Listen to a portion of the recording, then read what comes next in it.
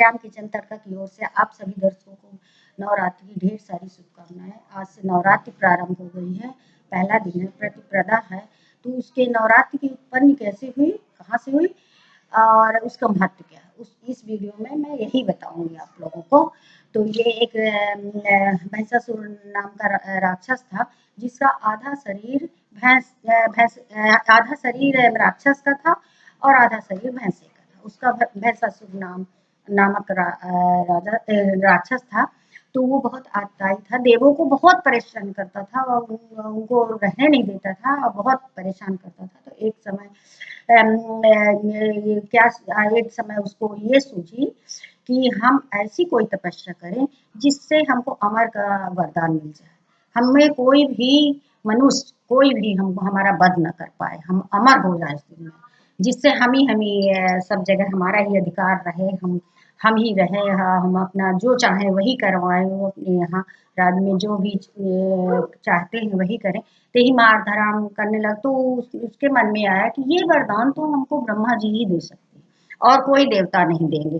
तो उसने ब्रह्मा जी की तपस्या की और बहुत लंबे समय तक तपस्या की। उस तपस्या के दौरान ब्रह्मा जी प्रसन्न हो गए और आके प्रकट होके बोलते हैं कि हे महिषासुर, तुम किस लिए मेरी याद की हो, तुम किए हो, क्या चाहते हो, तुमको क्या कष्ट है। तो वो बोलते हैं कि हे ब्रह्मा पितामह, हमको ऐसा वरदान दीजिए कि हम अमर हो जाएं। तो उसकी तपस्या से बहुत ब्रह्मा जी प्रसन्न थे। तो अमर हो जाए, हमको कोई मनुष्य दूसरा कोई भी हमारा वध न कर पाए, मतलब हम ही रहे, सब कुछ हम ही रहे। तो वो बोलते हैं ब्रह्मा जी तथास्तु तथास्तु, और उसको वरदान दे दिए। अब वो अमर हो गया, अब उसको कोई भय नहीं, कोई हमको मारेगा कि कुछ करेगा। तो अब अपना और आतताई हो गया और परेशान करने लगा, देवताओं को रहने नहीं देता था और जहाँ भी रहे वहीं परेशान करने लगे, मारने लगे और बिल्कुल बैठने न दे, न पूजा करने दे, न नहाने दे, न खाने दे। सब देवता इंद्र देव सहित सब परेशान होके त्रिदेव के पास गए, बैकुंठ धाम। वहां जाके खड़े हो गए। तो त्रिदेव बोलते हैं कि हे देवों, आप लोग किस पर्पज से आए हैं, आपका क्या है, क्या कष्ट है और क्या चाहते हैं, आप लोग सुनाइए। तो बोले कि हे प्रभु, हमको बहुत कष्ट है, हमको एक महिषासुर राक्षस है जो हमको रहने नहीं देता, नहाने नहीं देता, खाने नहीं देता, कहीं बैठने नहीं देता है, हमारी तपस्याओं को भंग कर देता है, कुछ नहीं कर पा रहे हैं। हे प्रभु, हमारे कष्ट का निवारण करिए, नहीं तो हम क्या कहाँ जाएंगे। तो त्रिदेव बोलते हैं कि हे देवो, आप लोग परेशान मत होइए, हम लोग इसका उपाय कुछ सोचेंगे। तो फिर त्रिदेव क्या सोचते हैं कि अब इसका कैसे उपाय निराकरण हो। तो वो अपने दिव्य ज्योति से तीनों देव एक दुर्गा प्रकट किए, मतलब नारी प्रकट किए दुर्गा के रूप में, आदिशक्ति में। तो उन्हीं को आदिशक्ति के नाम से जाना जाता है, दुर्गा माता के नाम से जाना जाता है। वो प्रकट किए अपने दिव्य ज्योत से और फिर बोले कि हे देवी, हाँ देवी जब प्रणाम की तीनों देवों से, तो बोलती है बोलते हैं तीनों कि हे देवी, हमने इसलिए प्रकट किया है आपको कि एक महिषासुर नाम का राक्षस है जो सभी देवों को बहुत परेशान करता है, रहने नहीं देता है और सब मारता है, काटता है। तो उसका वध करने के लिए हमने आपको प्रकट किया है अपने दिव्य जोत से, तो आप उसका वध करिएगा इसी पर्पज से। तो आदिशक्ति दुर्गा माता को अस्त्र शस्त्र, मतलब शंख, गदा, चक्र, त्रिशूल, तलवार सब कुछ देके और वाहन, शेर के ऊपर आप वाहन सवार होइए और जाइए और महिषासुर का आप वध करिए। तो उन्होंने कहा ठीक है। बोले जितने अस्त्र शस्त्र हैं आपके सब कुछ न कुछ शक्ति से दिए गए हैं, आप उसका वो करिए, इस्तेमाल करिए और जाइए और उसका वध करिए। अब देवी जी शेर पे सवार होके चली गई, शेरों पे हो गई सवार। तो चली गई, घोर जंगल में चली गई। वहां जाते जाते जब महिषासुर राक्षस को किसी ने बताया कि कोई एक नारी आ रही है, शेर में सवार है और बहुत ये सब चीजें अस्त्र शस्त्र ली हुई है, बहुत सुंदर है और आ रही है, तो महिषासुर सुना और दौड़ते हुए ढूंढते हुए माता जी के पास पहुंच गया और बोला कि आप यहाँ क्या करी घने जंगल में, किस पर्पज से आई हुई है आप। बताइए, अपना उद्देश्य बताइए, किस क्या पर्पज है आपका। तो बोले ऐसे ही हम घूम घाम रहे हैं, विचरण कर रहे हैं, हम भी जंगल में सब जगह देख रहे हैं। तो बोले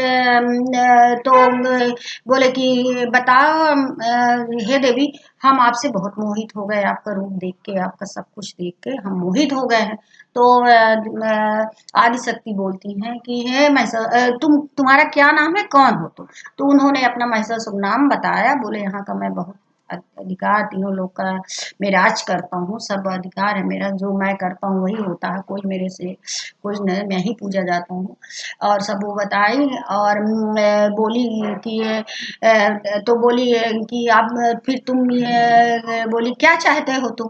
तो बोलता है कि हे देवी, मैं आपसे विवाह करना चाहता हूँ, आपसे मोहित हूँ। तो बोले ठीक है, पर मेरी एक शर्त है। तो बोले आप शर्त बताइए। तो बोले मेरी ये शर्त है कि हम हमारे साथ तुम युद्ध करो, और युद्ध में जो तुम विजयी होते हो, हम पराजित होते हैं, तो हम तुम्हारे साथ विवाह अवश्य करेंगे। तो बोला कि ठीक है। अब हो गया, वो तो सब अपने काम क्रोध लोभ से सब चीज, अपना विवेक तो खो गया उसका, कुछ सोचा नहीं, बोला कि हाँ हम करेंगे, युद्ध करेंगे आपको। अब आदि शक्ति दुर्गा जी और महिषासुर के साथ में युद्ध शुरू हो गया। हजारों वर्ष युद्ध चलता रहेगा, चलता रहेगा। फिर बाद में यही नवरात्रि के समय में, जब वो हुआ युद्ध के दौरान, माता जी जो है दुर्गा जी, उसका वध कर दी। तो उसी इसी का महत्व है, दुर्गा का महत्व ये है। और उत्पत्ति तीन देवों के दिव्य ज्योति से हुई है दुर्गा जी की उत्पत्ति। और इस दुर्गा नवरात्रि का महत्व यही है कि जो कोई माता जी की सच्चे मन से पूजा शक्ति सब कुछ करेगा, और स्थापित करेगा, फिर उस दिन से, मतलब उसी समय से नवरात्रि में माता जी की स्थापना होने लगी, मूर्ति बैठने लगी, और सभी मनुष्य पूजा पाठ करने लगे। और से जो भी मान्यताएं हैं, जो कुछ भी इच्छाएं हैं, माता जी के सामने रखते हैं, और 9 दिन तक उपवास करते हैं। जितना यथाशक्ति दक्षिणा शक्ति भक्ति वही है, जितना हो आप वो करिए, और माता जी की स्थापना करिए। प्रतिपदा के दिन, नवरात्रि प्रारंभ के दिन, पंचमी के दिन पंचामृत चढ़ाइए, दुर्गाष्टमी को अष्टवाइन चढ़ाइए, नवमी में भी पूजा करिए। सब कुछ इस दौरान खूब माता जी की भक्ति करिए, और हवन करिए, जो भी जितना आपसे हो सकता है। नहीं है आपके पास तो पूजा पुष्प अक्षत करके, आरती करके माता जी से क्षमा याचना करिए, पूजा करिए। और जो कोई मनुष्य ये करेगा, वो उसको सभी पापों से मुक्ति मिलेगी, मन को शांति मिलेगी, और हमेशा के लिए पाप मुक्त हो जाएगा, और अपना स्वर्गलोक को जाएगा, कर्म के अनुसार, पूजा के अनुसार। तो ये माता जी की भक्ति या पूजा के दौरान आप यही माता जी से संकल्प करिए, और कहिए कि हे माता जी, हम अपने मन को कंट्रोल रखें, इंद्रियां कंट्रोल रखें, हम गलत ना करें। हमारा मन बहुत चंचल होता है, जो मन को कंट्रोल कर लिया तो अपने आप में इंद्रियों में विजय प्राप्त कर लिया, और जो नहीं किया तो मन तो हो गया। मन तो इतना है कि मन में कुछ भी, कहीं भी विचरण कर लो, कहीं भी कुछ भी खा लो, ये ऐसा मन है, वो रहता है। कि यही भगवान सब परीक्षा लेते हैं कि तुम यदि अच्छे हो, अच्छे अच्छे विचार कर रहे हो, आचरण है आपका, तो आपको सब कुछ मिल जाएगा। और नहीं है तो फिर आप भटकते रहो, करते रहो। पर माता जी में इतनी शक्ति, दुर्गा माता में नवरात्रि में, कि सभी मनोकामनाएं पूरी होती है यदि शुद्ध मन से आप उनका नाम लेंगे। तो मैं अपने वीडियो में यही नवरात्रि की उत्पत्ति और नवरात्रि का महत्व मैं के बारे में मैं बताई हूँ अपने वीडियो में अपने श्रोताओं को, दर्शकों को। और यही उम्मीद करती हूँ कि मेरे दर्शकों को मेरी कथा पसंद आएगी, अपने फ्रेंडों में शेयर करेंगे, सब्सक्राइब करेंगे। और फिर हम नेक्स्ट वीडियो में फिर मिलती हूँ। जय माता जी की जय, दुर्गा महारानी की जय, भगवान बोले जय त्रिलोक, जय वैकुंठ धाम।